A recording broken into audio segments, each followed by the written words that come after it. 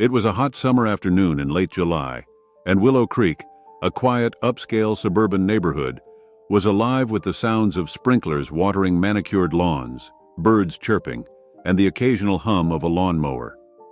The sun was high, casting bright rays over the row of elegant houses, each with white picket fences and neatly trimmed hedges. Before continuing this amazing story, let us know where are you watching from. Let's begin the story.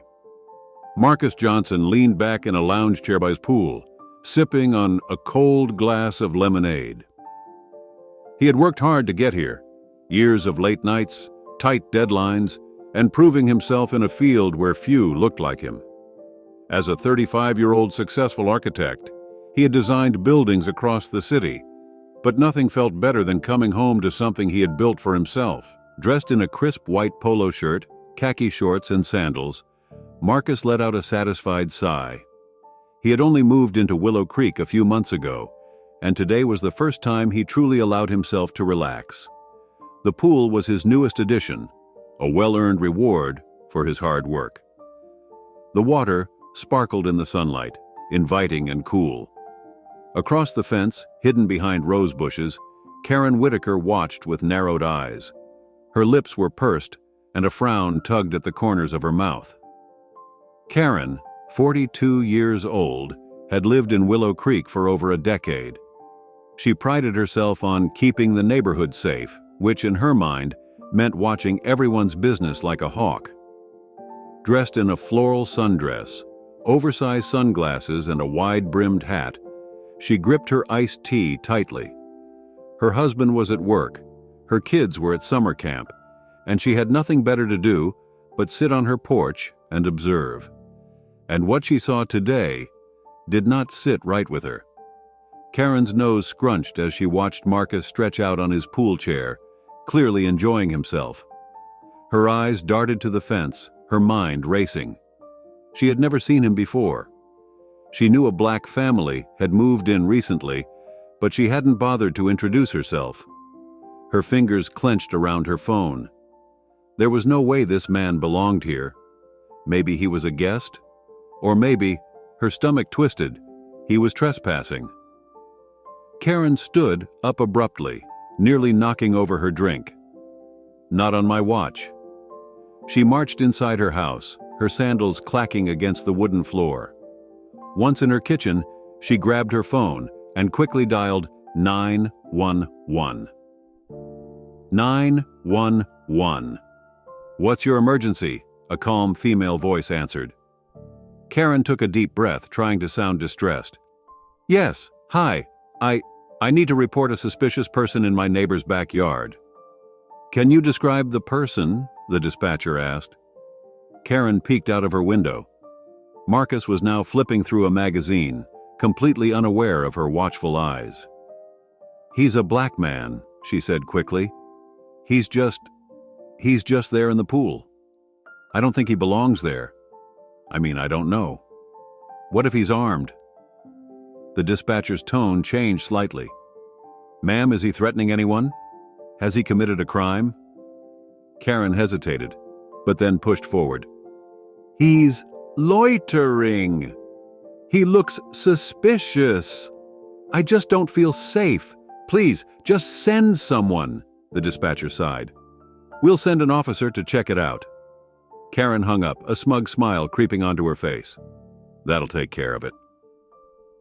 She went back outside and sat on her porch, waiting. Any minute now, the police would show up and handle the situation.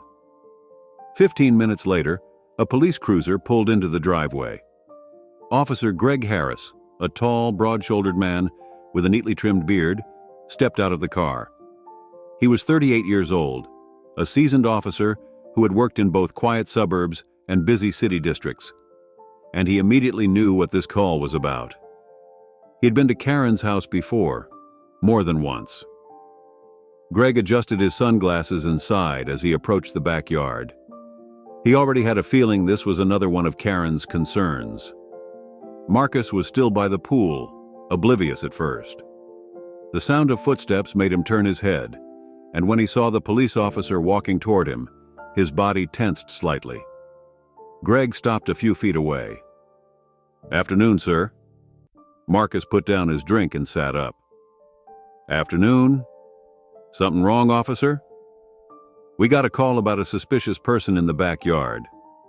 Would you mind showing me some ID?" Marcus stared for a moment, his jaw tightening. He wasn't surprised. Annoyed? Yes. Frustrated? Definitely.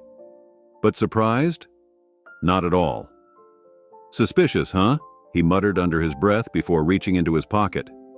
He pulled out his wallet, flipping it open to reveal his driver's license and homeownership papers.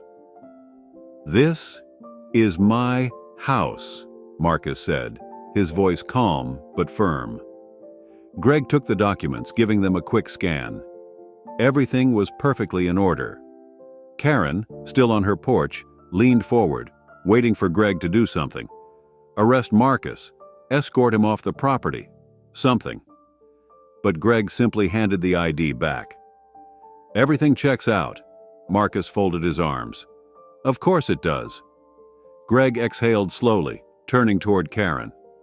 She was standing now pretending to be busy pruning her plants, but he knew better. He walked over to the fence. "Karen." Karen looked up innocently. "Oh, officer, what's going on? Is everything okay?" Greg crossed his arms. "You called in a suspicious person. Turns out he owns the house." Karen blinked. "Oh, well, I was just being careful. You never know these days." Greg's patience was running thin. "Karen, this is the third time you've made a call like this in the past few months. I strongly suggest you stop wasting police resources on personal biases." Karen's face turned red. "Biases?" Greg cut her off. "You were just assuming something without proof. This needs to stop." Karen huffed and crossed her arms, but for the first time, she had nothing to say. Marcus watched the exchange, his fingers tapping against the armrest of his chair. He wasn't in the mood for drama, but the damage had already been done. Elena Rodriguez, his neighbor, had been watching from her own porch. Dressed in jeans and a casual blouse, her camera slung around her neck, she had been recording the interaction from the moment Greg arrived. Elena shook her head. "Unbelievable," she muttered. As Greg gave Marcus a nod of apology and walked back to his cruiser, Marcus was about to settle back into his chair when something caught his eye. Something strange at the bottom of the pool. His brows furrowed as he stood up and stepped closer. Through the clear water, he saw a metal box, sealed and rusted with time. Marcus had no idea what he had just discovered, but it was about to change everything. Marcus stood at the edge of the pool, staring at the strange metal box resting at the bottom. The water was crystal clear, and even from above, he could tell that the box had been there for a long time. Its surface was rusted, covered in grime, and sealed shut. Elena, who had been recording Karen's latest attempt at policing the neighborhood, noticed Marcus's sudden change in focus. She lowered her phone and walked closer. "What's wrong?" she asked, brushing a loose strand of dark hair behind her ear. Marcus pointed at the pool. "There's something down there, some kind of box." Elena peered over the edge. "Weird. That doesn't belong to you?" Marcus shook his head. I had this pool built a few weeks ago, but I never noticed anything like that before." Officer Greg Harris, who was just about to get back into his patrol car, overheard the conversation. He sighed, running a hand over his beard. He had already dealt with Karen's nonsense, and now there was another mystery unfolding. "Everything okay?" he asked, stepping closer. Marcus looked at him, then back at the pool. "I think I just found something buried under here." Greg raised an eyebrow. "Buried?" Marcus didn't wait. He stepped into the pool, the cool water sending a slight chill up his body as he waded in. It was deep, almost up to his chest, but he moved with steady determination. The closer he got, the more he could see the details of the box. It had a lock on it, though it was rusted and corroded from years underwater. Taking a deep breath, Marcus reached down and lifted the heavy box. Water dripped from the edges as he carefully carried it to the poolside, setting it down with a loud metallic thud. Karen, who had been pretending not to pay attention, was now openly staring. Her smug attitude from before had faded into curiosity, and maybe even a little worry. Elena crouched beside the box. "It looks old. Really old." Marcus nodded. He ran his fingers over the surface, feeling the rough texture of the rust. His heart pounded. "What the hell is this?" Greg folded his arms. "I've seen a lot of strange things in my time, but this is a first." Elena pulled out her phone again. "We should open it. I mean, don't you want to know what's inside?" Marcus hesitated. He wasn't sure why, but something about this felt important. Greg exhaled. "All right, let's open it." Marcus grabbed a small garden tool from the poolside storage and used it to pry the rusted lock. It took a few tries, but finally, with a loud snap, the lock broke open. Everyone leaned in as Marcus lifted the lid. Inside, wrapped in faded cloth, were old documents, black and white photographs, and a worn leather diary. Elena's breath caught. This looks historic." Marcus carefully lifted the diary, the leather soft and fragile from time. He flipped it open, revealing faded handwriting in elegant cursive. The first page read, "Property of William Thompson, 1965. Greg whistled low. "That name sounds familiar." Marcus frowned. "Thompson, wasn't he the guy who owned this house before me?" Elena nodded. "Yeah, he lived here for decades before passing away last year. I remember seeing the 'For Sale' sign go up." Karen, who had inched closer, suddenly stiffened. Her face lost some of its color. She crossed her arms, looking uncomfortable. Elena noticed and narrowed her eyes. "Karen, do you know something about this?" Karen scoffed. "Oh, please. It's just some old junk. Probably nothing important." Marcus wasn't convinced. He turned his attention back to the diary and carefully flipped through the pages. The handwriting was neat, the ink slightly faded, but still readable. As he read, his eyes widened. The diary wasn't just a personal journal, it was a confession. Marcus sat down, flipping through the pages as Elena read over his shoulder. The words painted a picture of Willow Creek's past, one that had been carefully hidden. Mr. Thompson had written about the neighborhood's history, detailing how in the 1960s, black families were forbidden from moving in. The local HOA at the time had strict, unwritten rules that worked to keep the community exclusive. Marcus felt his jaw tighten. They made sure people like me weren't welcome. But as they read on, the revelations got worse. One entry, dated March 1968, stood out. They came in the night. Mr. and Mrs. Carter, they were the first black family to try and move in. They had bought the house fair and square, but the neighborhood council wasn't having it. They told them to leave. When they refused, things got ugly. Marcus clenched his fists. Elena continued reading aloud. "I didn't agree with what they did, but I didn't stop it either. The Carters were harassed, threatened. One night, a group of men came and forced them out. I still remember their little boy crying as they drove away." The words hit like a punch to the gut. Marcus turned to another page. "I kept the documents.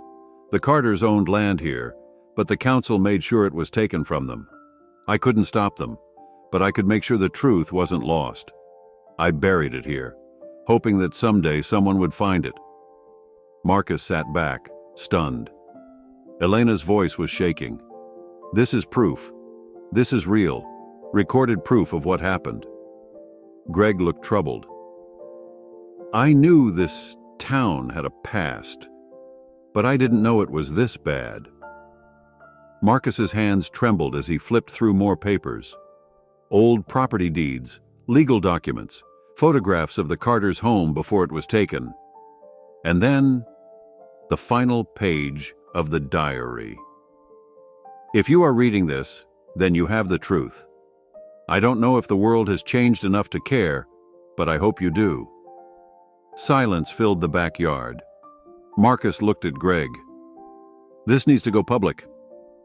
Elena nodded firmly. I'll write the story. I'll make sure everyone knows what happened here. But as they spoke, Karen took a step back. Her face was pale, her lips pressed together in a tight line. Marcus caught the movement. His eyes locked onto her. Karen. She flinched. What? He stood up, diary in hand. Your family. They were part of this, weren't they? Karen's throat bobbed. She didn't answer, but she didn't have to. The truth was out. And this was only the beginning. The next morning, the truth was everywhere. Elena had wasted no time. She published an article detailing the hidden history of Willow Creek, the racism, the forced removals, the stolen land. She included excerpts from Mr. Thompson's diary, the old photographs, and the property deeds. By noon, the article was viral. Social media exploded with outrage. National news outlets picked up the story. People across the country were talking about Willow Creek, a town that had once been seen as a picture-perfect suburb, but was now being exposed for its dark past. And Karen Whitaker's name was all over it. At first, she denied everything. She stormed onto social media, posting angry messages. This is a witch hunt. I had nothing to do with what happened years ago. People need to stop trying to make everything about race. Marcus and Elena are just trying to stir up trouble. But the internet doesn't forget. Soon, people started digging into Karen's family history. Old newspaper clippings resurfaced, articles about her grandfather, one of the original HOA members who fought to keep Willow Creek exclusive. Legal records were uncovered, showing how her family had benefited from black homeowners being pushed out. Screenshots surfaced from past social media posts where Karen had called the police on black teenagers, claiming they looked suspicious. The backlash was swift and brutal. Karen started getting hate mail. Neighbors who had once been friendly to her avoided her now. Even people in her own family distanced themselves. Her husband, Dan, who had always tolerated her behavior but never truly supported it, left town on a business trip and didn't come back. Her own sister publicly called her out, writing, "I love my sister, but she needs to face the truth. Our family has been on the wrong side of history. It's time to change." For the first time, Karen was completely alone, and she had no one to blame but herself. Marcus sat in his living room, watching the chaos unfold online. Elena's article had done exactly what they had hoped. It had brought the truth to light. But now, there was a bigger question. What happens next? The documents in the metal box didn't just expose past injustices. They also proved that the Carter family had once owned land in Willow Creek, land that had been stolen. And that land? It was now a public park in the center of the neighborhood. Marcus sighed, rubbing his forehead. He had spent years working hard to build a life for himself. He had fought to be here, to belong. Now, he had a chance to do something bigger. Instead of just exposing the past, he could help fix it. That's when the idea hit him. What if we turned the stolen land into something meaningful? Marcus called a meeting. He invited everyone in the neighborhood, even Karen. That evening, dozens of people gathered at the local community center. Marcus stood at the front of the room, diary in hand. Elena sat nearby, her notepad ready. Even Officer Harris was there, leaning against the wall, arms crossed. The mood was tense. People whispered to each other, unsure of what to expect. And then, Karen walked in. She looked different. The usual smug confidence was gone. Her face was pale, her shoulders tense. She sat at the back of the room, arms folded tightly across her chest. Marcus took a deep breath and began speaking. "I moved to Willow Creek because I thought it was a place where I could finally feel at home," he said, voice steady. "I worked hard to get here. And yet, from the moment I arrived, people like Karen made it clear that I wasn't welcome." Karen flinched, but Marcus kept going. "At first I thought this was just about one racist neighbor, but it's bigger than that. It's about history. A history that was buried, literally, until now." He held up the diary. "This proves that Willow Creek was built on injustice. Black families were pushed out, threatened, and robbed of what was rightfully theirs." The crowd was silent. Some people looked away, ashamed. Others nodded, as if they had suspected this truth all along but never wanted to admit it. Marcus set the diary down and looked at everyone. "We can't change the past, but we can decide what kind of neighborhood we want to be now." Murmurs spread through the crowd. People were listening. Then, Marcus took a deep breath and made his big announcement. "I want us to do something real. The land that was stolen from the Carter family?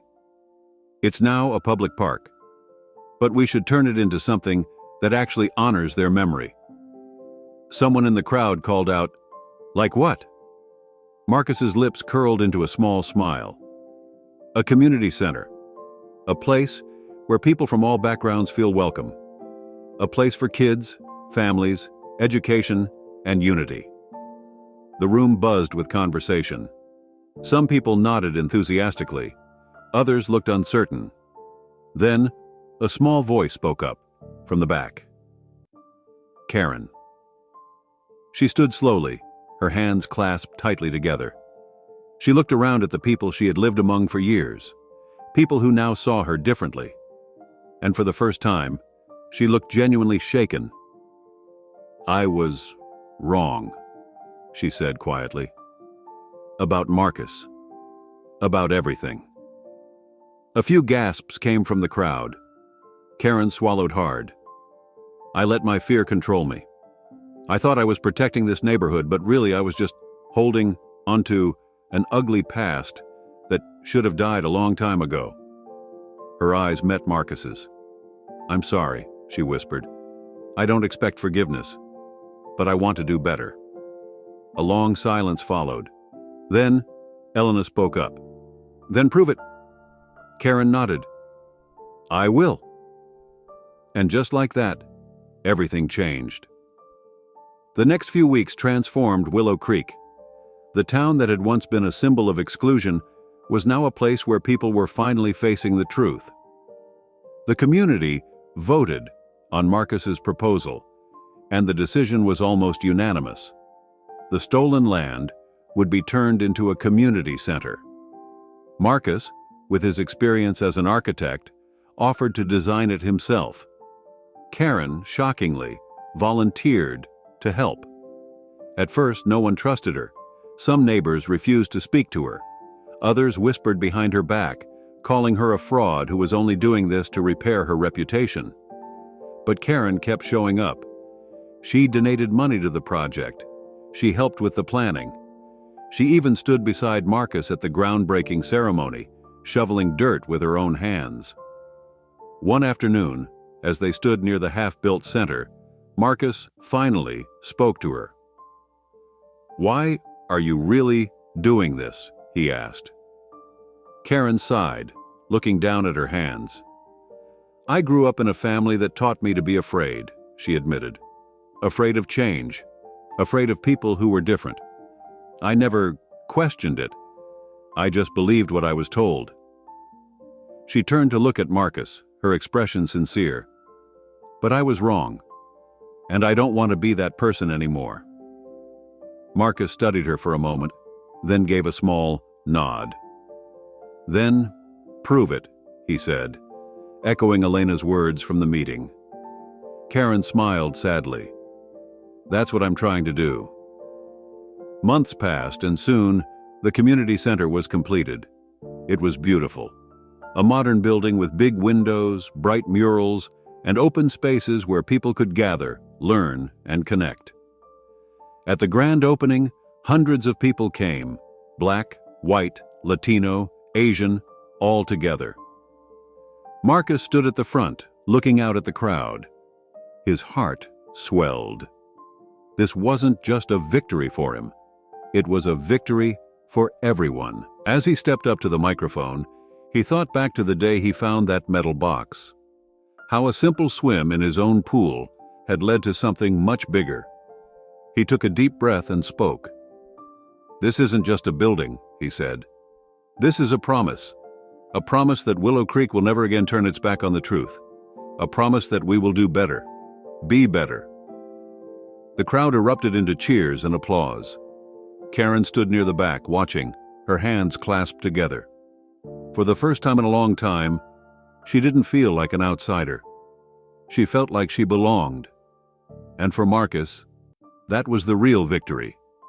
As the celebration continued, Marcus walked back to his house, feeling content. Then he remembered the metal box. Something had always bothered him about it. He had searched through all the old documents, the diary, the photos, but something told him he hadn't found everything. Curious, he went back to his backyard and grabbed the box. He turned it over, inspecting every inch of it, until he noticed something odd. A small compartment on the bottom. His heartbeat sped up. Carefully, he pried it open. Inside was another document. A deed to another piece of land in Willow Creek. Marcus's eyes widened as he scanned the text. The land had belonged to a Black family in the 1960s, the Carter family. And according to the document, they had never legally sold it, which meant it still belonged to them. Marcus exhaled sharply. The Carter family's descendants might not even know they were still the rightful owners. But now, thanks to Mr. Thompson's hidden box, the truth was coming out. Marcus looked out over his neighborhood, a determined smile on his face. Willow Creek's past was still unfolding, and he was going to make sure justice was finally served. A year later, the Willow Creek Community Center was thriving. Kids played basketball in the gym. Families attended classes. People of all races came together, building friendships that never would have happened before. And at the entrance of the center, a plaque stood tall.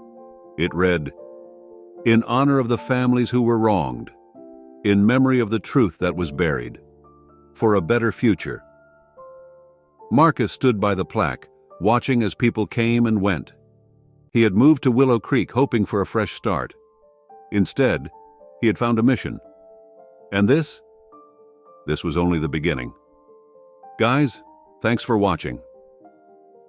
I hope you enjoyed this story. Let us know about your thoughts in the comment section. Also subscribe the channel for daily stories notification.